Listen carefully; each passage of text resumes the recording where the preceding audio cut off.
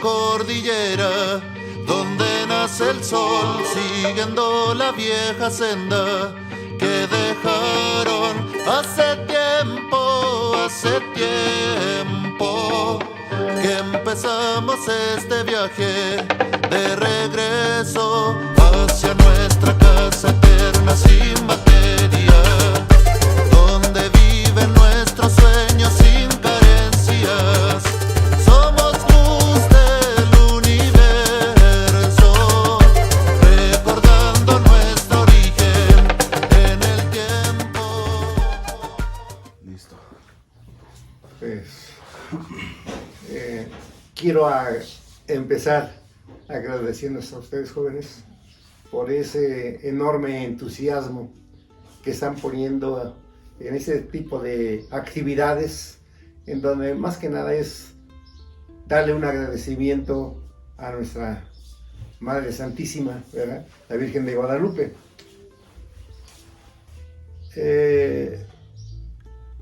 Hablar de esto nos remonta hacia muchos años atrás, definitivamente. Para mí es interesante saber que por grandes escritores tanto del Estado de México como a nivel nacional se han encargado de darnos a conocer que a este pueblo de Chipiltepec se le conocía más que nada como la Villa Chiquita, ¿verdad? Y ya de esto hay un escritos de un historiador mexiquense que desde aparece ya las peregrinaciones en 1712, ¿verdad? Y venían de varias entidades de la República, de Querétaro, de Pachuca, de Hidalgo, de Tlaxcala, de Puebla, de mismo Veracruz, de Morelos, y claro, de muchos lugares de aquí de nuestra región, que venían a apostarse a los pies de la Virgen de Guadalupe, ¿no? ¿Cuál es el motivo principal? ¿Por qué nos mueve a hacer esto? De visitar más que nada para agradecer todo lo que los que en verdad estamos ciertos, conscientes de la existencia divina de la Madre de Dios, de la Madre de nuestro Salvador Jesucristo, pues la verdad nos conlleva a hablar con la verdad, no nomás basado en pequeñas cosas que hemos visto o que hemos sentido dentro de nuestro mismo ser, sino también de otras personas, ¿verdad? Y de verdad que es increíble, pero que aquellos que tienen alguna espiritualidad divina y que tienen dentro de su ser un agradecimiento, cualquier cosa que se haga en alabanza, en agradecimiento a nuestra Madre Santísima, es hermoso, definitivamente.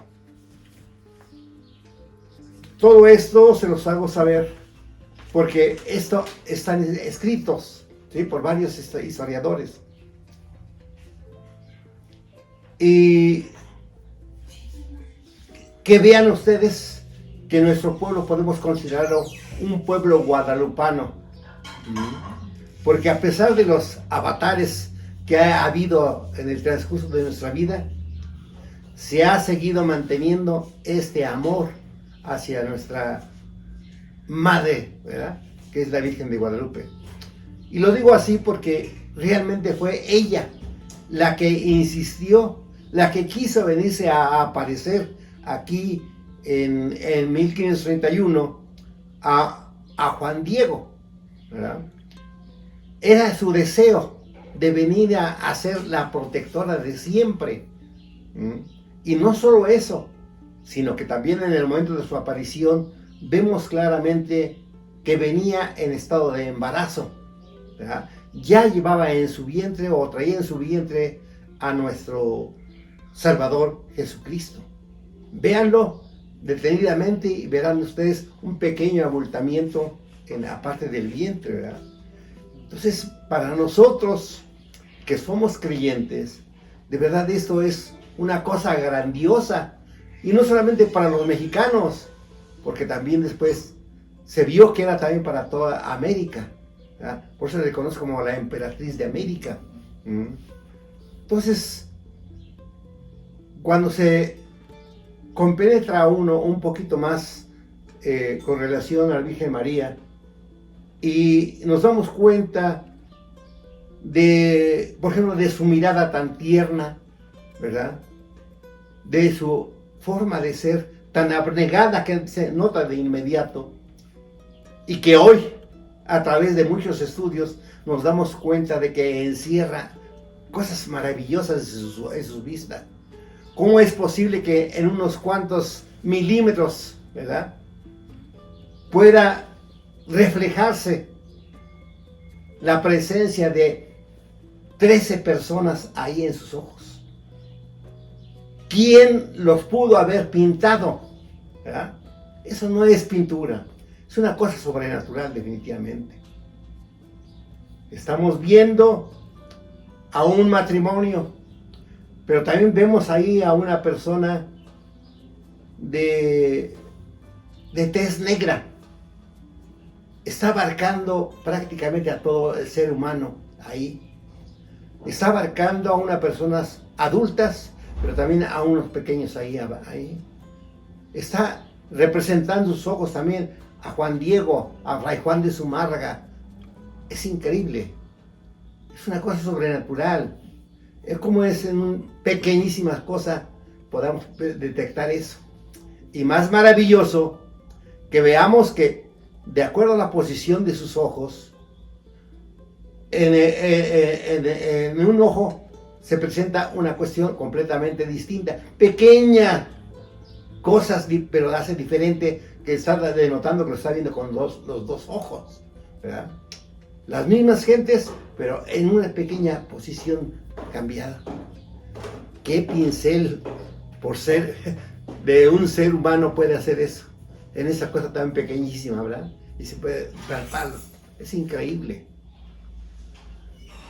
Si hablamos de las estrellas que se ven en su manto sagrado, no es otra cosa que el reflejo del firmamento en ese momento, precisamente de esa fecha, 12 de diciembre. ¿Cómo es posible? Y hoy nos damos cuenta, de acuerdo con los grandes músicos también, que esa posición de las estrellas, si las convierten por medio de notas musicales, nos dan a conocer que hay un canto melodioso, ¿verdad? Que están situadas también a través de esas montañas, estrellas, las principales montañas de nuestro México. De verdad, sería muy extenso ponerme a platicar de esto. Esta situación que prevaleció o que sucedió de ese 12 de diciembre de 1531 hace, y más que nada también, porque ¿a dónde apareció? En una parte del cerro del Tepeyac, o Tepeyacac, que es su verdadero nombre. Pero es en el lugar preciso en donde ya mucha gente de ese tiempo ya visitaba a ese lugar adorando o venerando, porque adorar nomás es a Dios, venerar a la Tonantzin, a la diosa, ¿verdad? A la madre de los dioses, más bien dicho, en ese lugar. Quizás también por ello la Virgen de Guadalupe no se presenta con una tez blanca o rubia, ¿no? Una tez morena, ¿verdad? Tratando de decir que es la Tonantzin, pero de ese tiempo, ¿verdad? Y la gente sigue llegando. Es un impacto tremendo. Esa aparición de la Virgen de Guadalupe hace que sucedan, pues la verdad, verdaderos milagros. Porque habían pasado varios años y los evangelizadores, a través de los frailes, ¿verdad?, principalmente franciscanos, bautizaban queriendo convertir rápidamente a todos los indígenas, vamos a llamarlo, a los habitantes de nuestro pueblo prehispánico. Y realmente se avanzaba muy poco.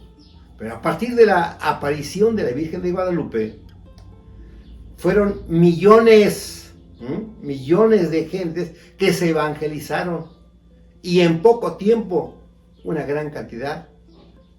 Tan es así que más de 3,000 bautizos había del diario. Y en pocos años se evangelizó. Lo que no se podía hacer en forma humana, con la aparición de la Virgen de Guadalupe, se convirtió en la religión muchísimos. Todo esto, claro, tenía que tener repercusión en los lugares más cercanos a ese acontecimiento, ¿no?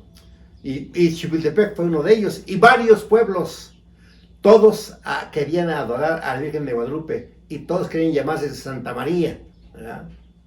Y esa situación hizo que trajera también otro peligro para la gente hispana, pensando ellos queriendo meter a todos los santos, ¿verdad?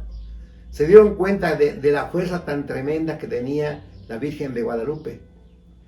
Y entonces dijeron, eso ya también es un peligro, porque ya no van a creer en los demás santos. Y entonces el tercer virrey de México, don Gastón Peralta, Gastón Peralta, que fue el tercer virrey de aquí de nuestro México, ordenó a Fray Juan de Zumárraga, a Fray Pedro de Gante y a Fray Domingo de Betanzos, ¿verdad? Ese era obispo de Tepeclaxoc. Fray Pedro de Gante estaba en Texcoco y Fray Juan de Zumárraga, pues allá en México, ¿verdad? Y les ordenó que a todos los pueblos que tenían su toponimia, su nombre prehispánico, le antepusieran el nombre de un santo. Y fue así como comenzaron a ponerse los nombres de los santos anteponiendo al nombre que tenían indígena, ¿sí? En nuestro caso, Cipiltepec, que decía pequeño cerro, se le puso el de Sant Mateo, Sant, terminación NT, y Mateo TH, San Mateo Cipiltepec. Y de eso también hay documentos, hay actas, ¿verdad?, en donde aparece. ¿Cuándo sucedió esto? El 26 de mayo de 1567. Y así, en varios pueblos fueron haciéndose eso mismo. Sin embargo, Chipiltepec, no. Él, aunque tenía la opción del nombre de San Mateo, él siguió venerando principalmente a la Virgen de Guadalupe. Y por ello es que gran cantidad de gente comenzó a Chipiltepec a venir, ¿verdad? Y te digo así, fue una cosa hermosa. A mí ya en mis tiempos, vamos a decir, de pequeño, me recuerdo que cuando se acercaba el día 12, la gente tenía la costumbre de hacer el clásico arrocito, molito, tortillas, qué sé yo. ¿Para qué? Para darle a las personas que visitaban a nuestro pueblo, para venerar a la Virgen de Guadalupe. Era una cosa fabulosa. Yo recuerdo a la abuelita, mi abuelita María Huerta Sánchez, en donde preparaba sus cazuelas de olla, de mole, de arroz, y ya tenía sus chiquihuites preparados de tortillas para invitar a la gente, que también era costumbre de que venían de diversas formas de transportarse, caminando o en bicicleta si eran jóvenes, qué sé yo, pero la mayor parte venía en carretas tiradas por bueyes, por acémilas, por caballos o a caballo, qué sé yo. Y todos, por ejemplo, ya había muchas casas, pero te digo la de mi abuelita, que les daba permiso de dejar ahí sus animalitos o sus bicicletas, qué sé yo, y cuando llegaban otra vez, ya se les ofrecía de comer. Entonces era muy bonito, la verdad, era una fiesta pues no solamente se hacía en la iglesia, sino también se sentía en las casas de cada una de las personas. Entonces, era precioso. Yo me recuerdo que mucha gente venía con sus carretitas, la dejaban para acá, pero traían ellos su garrafoncito de agua. Ahí estamos con su famoso olote, ¿verdad? Tortillitas dobladas, qué sé yo, y muchas de ellas también, no solo de las casas, sino también en lo que es Buenavista, toda esa parte de abajo, se sentaban todos a comer. Debería ser una romería, una cosa preciosa, ¿verdad? De que ahí estaba toda la gente, se quedaban el 12, 13, el 14 ya se comenzaban a ir, ya pasaban a la especie de uno y todo.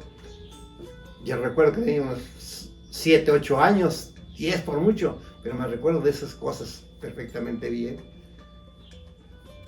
Todo eso, de verdad, para mí me parece una cosa muy hermosa, en donde se venga a venerar a la Virgen de Guadalupe. Tuvo que suceder un acontecimiento, pues para mí milagroso, en la persona de don Hermenegildo Salazar, que donde prácticamente ya estaba terminada la torre nueva, que fue construida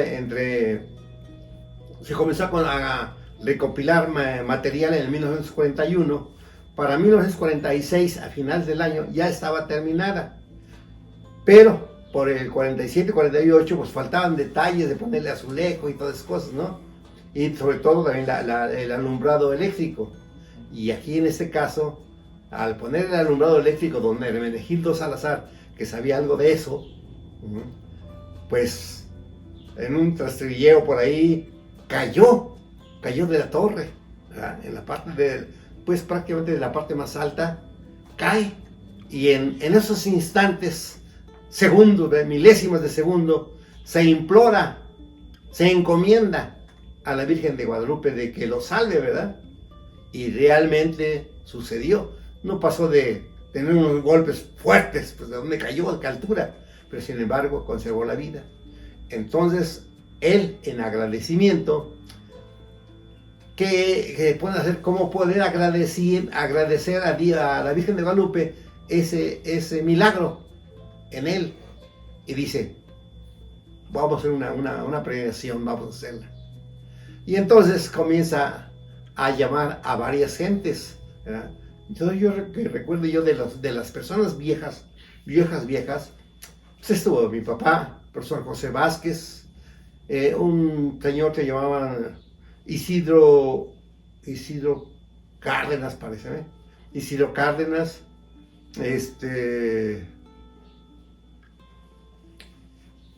don Armando Huerta, los hermanos Aguilar, don Federico, don Félix, comenzaron a ayudar. ¿Qué más? Don Armando Huerta, que también no le entraba muy fuerte, pero también era entusiasmo, como que daba ideas de que se podía hacer en grande. Y entonces comienza a hacer en 1949 esta peregrinación. ¿Cuál fue la repercusión que tuvo el inicio de esta peregrinación? En que comenzó a hacer que en las mentes de todos los pobladores de Xipiltepec también quisieran hacer sus peregrinaciones para agradecer a la Virgen de Guadalupe por todo lo que ha sucedido. O ha sucedido y sigue sucediendo en nuestras vidas. Yo soy uno de ellos, la verdad, en donde creo firmemente en la existencia divina. Yo vivo en la actualidad en un mundo de paz, de tranquilidad, y sin temor a nada, porque sé que atrás de mí está una cosa divina. Y ese sentir, yo pienso que en muchas personas les salió eso también, de querer hacer algo para agradecer a la Virgen de Guadalupe. Y entonces, para esto, en la primera peregrinación, se contaba con la valiosa participación del sacerdote Manuel Maldonado, que para mí, históricamente, yo creo que ha sido el sacerdote que mayor ayuda ha traído al pueblo de Chipiltepec. Transformó por completo a la iglesia, pero más que nada por su carisma que tenía hacia mucha gente. Tenía conocidos a mucha gente importante, ¿verdad?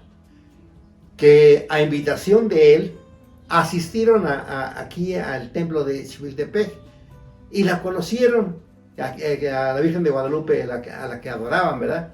Dicha imagen fue, pues prácticamente yo pienso que es donada y no pintada por él, por don Francisco Cárdenas Martínez, ¿verdad? Ahí está, aparece. Fue donada en mayo de 1797, esa imagen que ahí se aparece, ¿verdad? Después de tantos años, que será 226 años, ahí está, ¿verdad?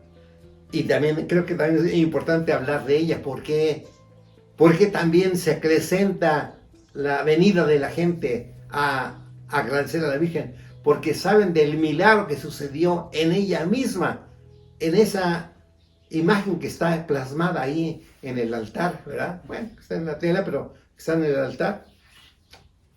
Para 1890 más o menos, en que se comienza a erigir el templo con las dimensiones que se tiene actualmente,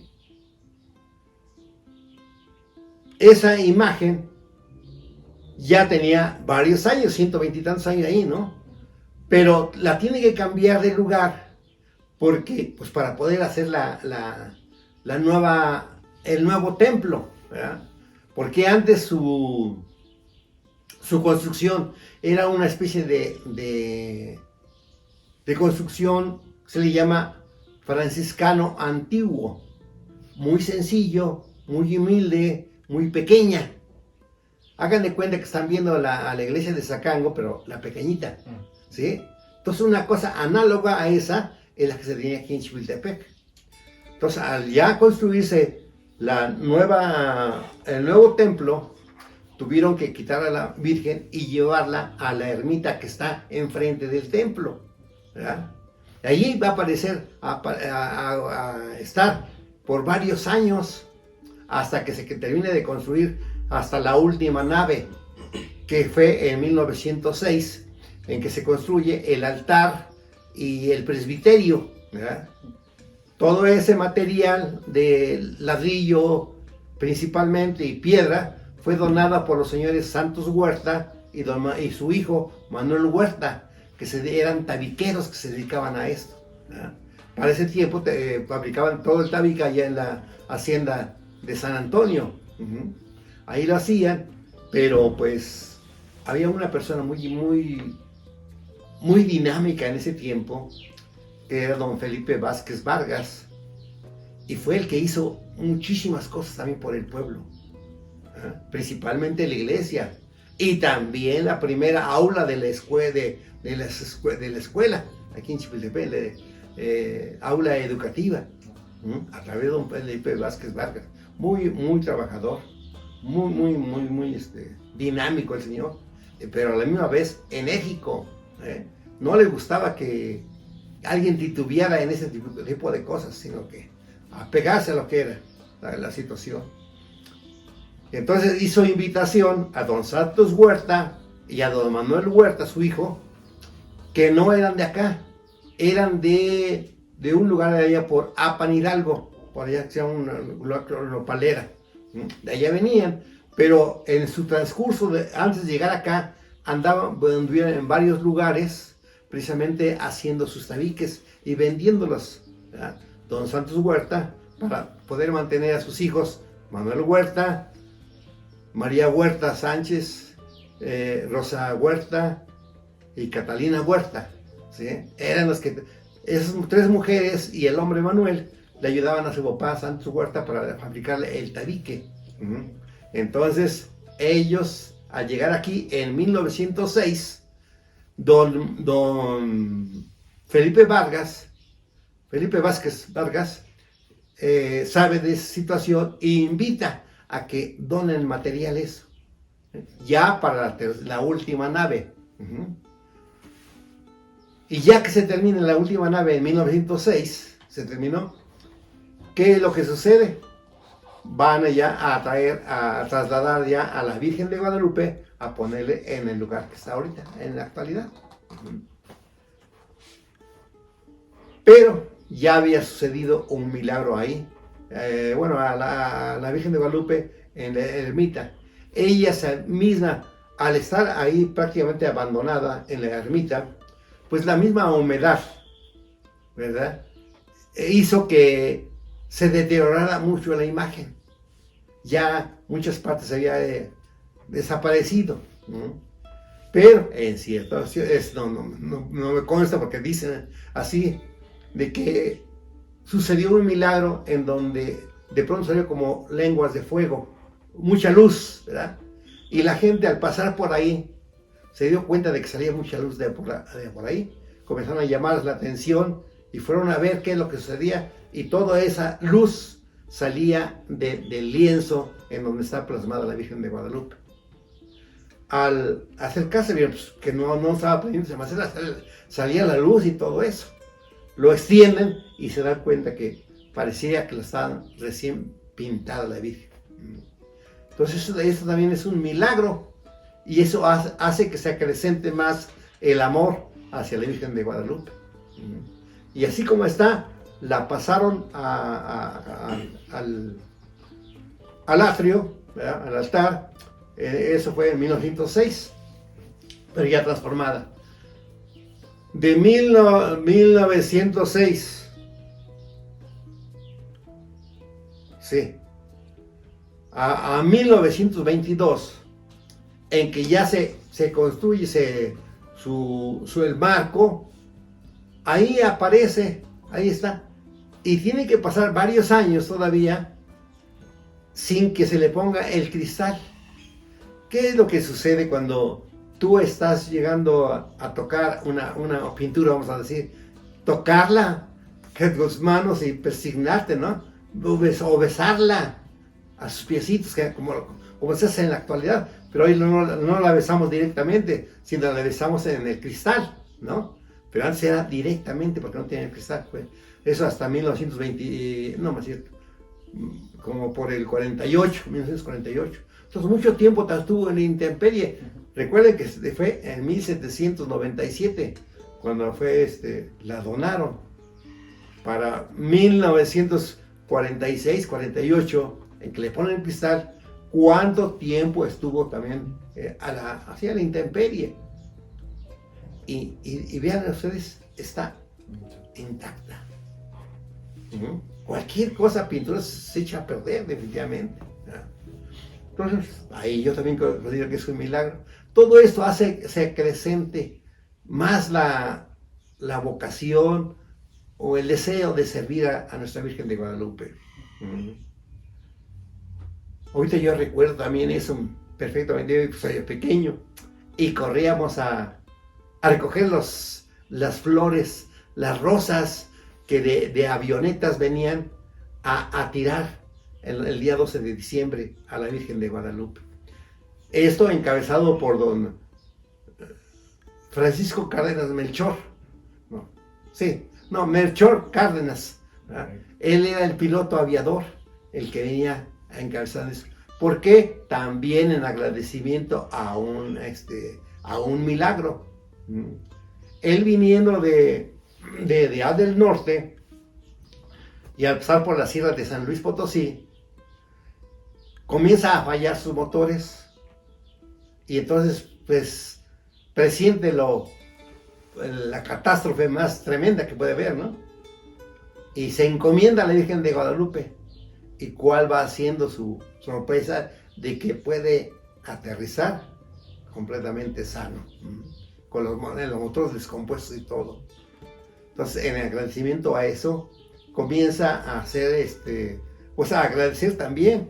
Y como era amigo del padre Manuel Maldonado, entonces se pone de acuerdo en qué forma le puede agradecer.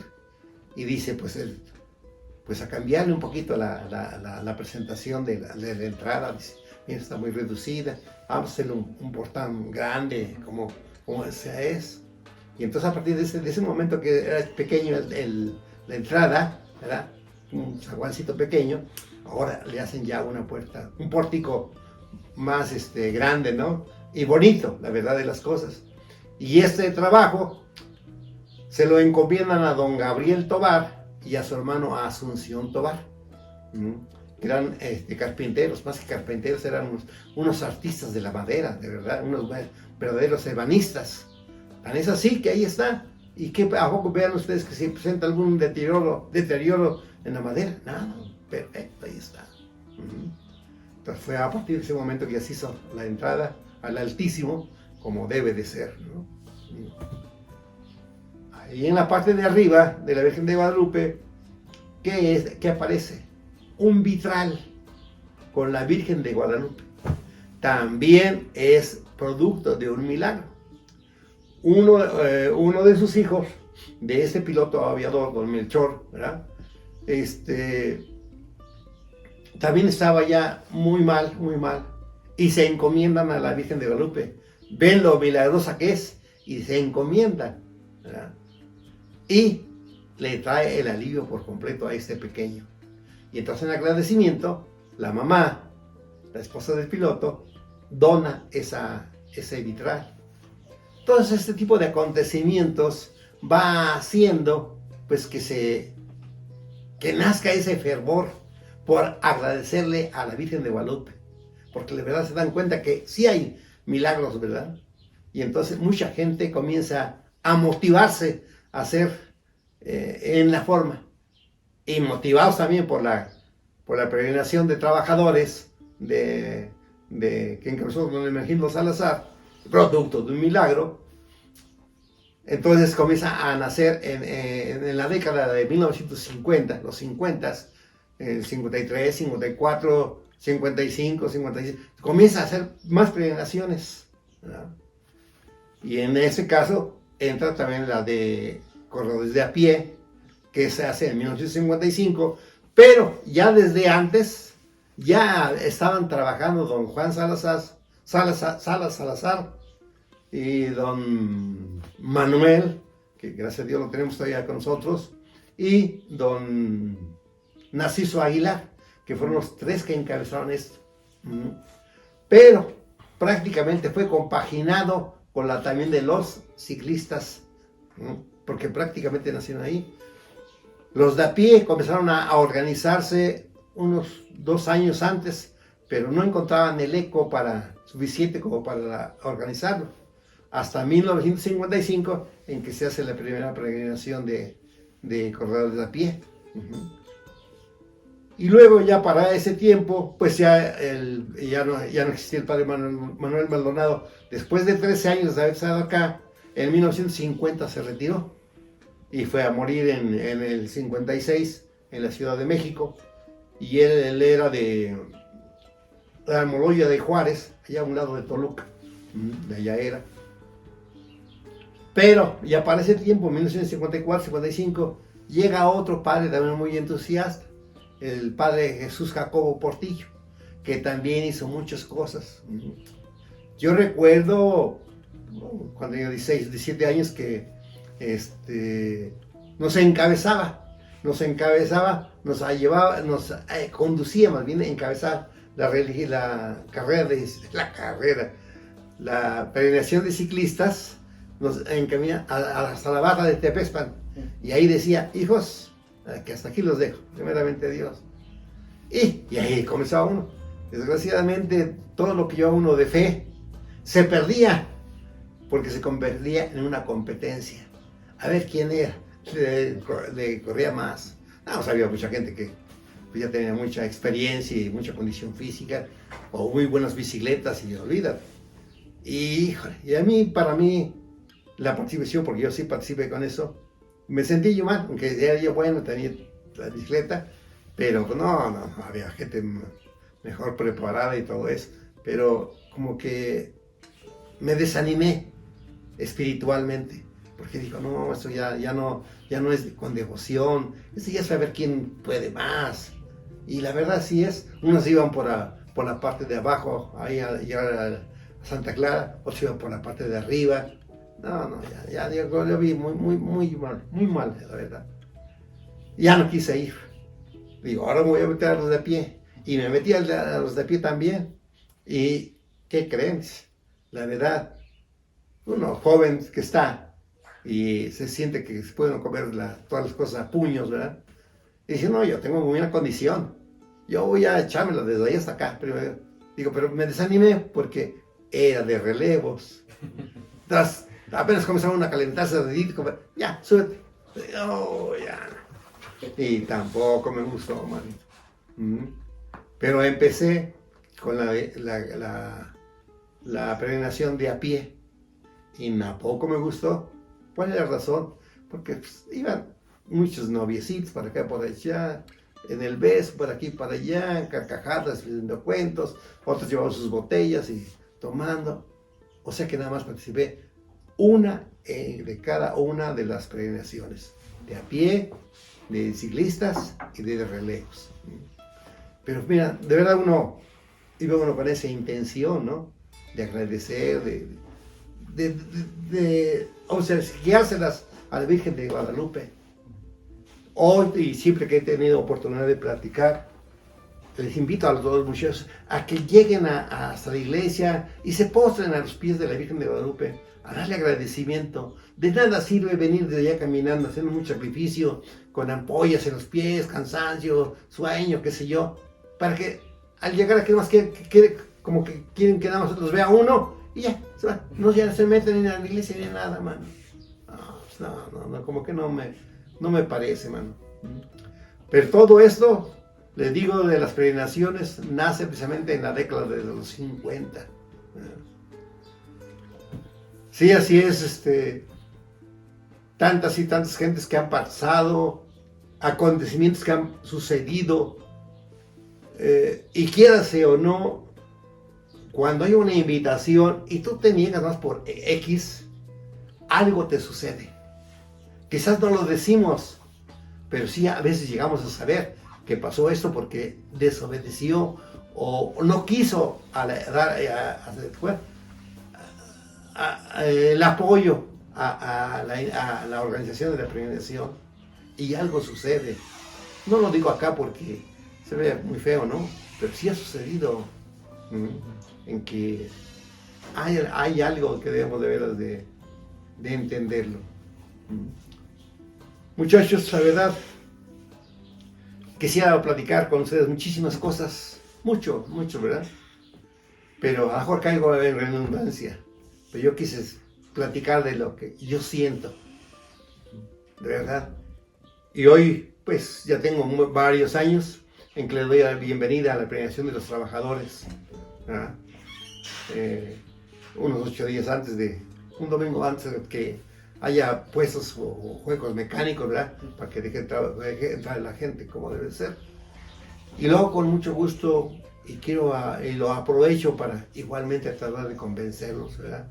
Y decirles la verdad de todo lo que ha habido y todo lo que representa la Virgen de Guadalupe en la posición que está, en el color que tiene, en su manto, en los rayos, de todo lo que quiero dar a entender. Que entiendan de verdad que siempre debemos ser agradecidos para con Dios.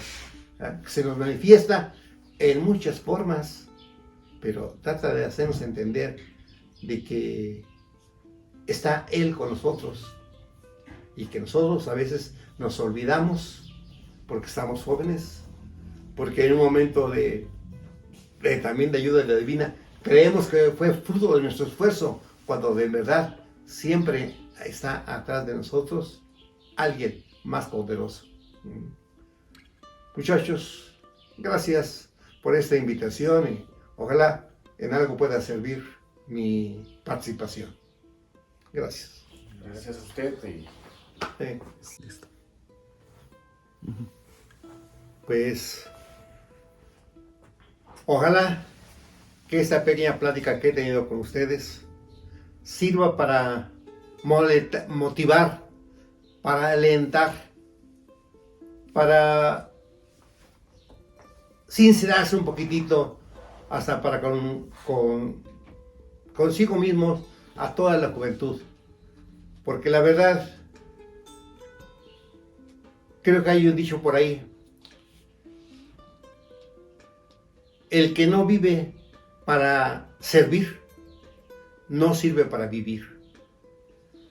Debemos de contagiarnos del entusiasmo de ciertas personas para hacer de nuestro pueblo un pueblo grandioso, como lo marcaba en la primera década del siglo pasado.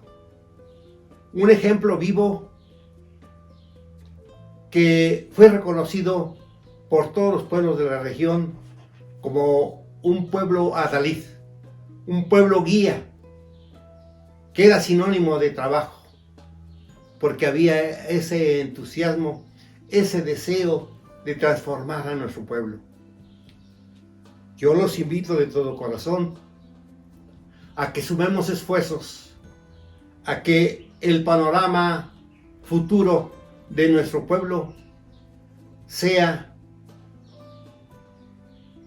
un pueblo que causa admiración por su organización, por su entusiasmo, por su participación viva en todo tipo de trabajos. Que siempre en nosotros haya ese deseo de dar agradecimiento no solamente a la madre naturaleza, porque de verdad sí es nuestra madre, y hoy la hemos descuidado por completo. Una madre naturaleza que Dios nos las dio precisamente para poder vivir como debe de ser, vivir adecuadamente, vivir mejor. Que todo lo que emprendamos lo hagamos con amor, porque solamente de esa manera vamos a cosechar todo el éxito que en nuestra mente se trace. Participemos, ayudemos, contribuyamos desde nuestro punto más humilde que se pueda, pero hagámoslo con fervor. Solamente así vamos a sentirnos orgullosos de poder haber vivido el tiempo que se nos dé, pero siempre morir sintiéndonos satisfechos de haber contribuido de todo corazón en mejoras de nuestro pueblo. Yo invito, muchachos, de que participen en este tipo de cosas, que crean en Dios, porque Dios es nuestro hacedor, es nuestra vida, es nuestro camino a seguir. Muchachos, ayudemos, apoyemos, seamos distintos, seamos progresistas, seamos mejores. Dios los bendiga. Donde reinará el amor en los que siembran fe en su libertad desde siempre y para siempre. Seguiremos este viaje a la fuente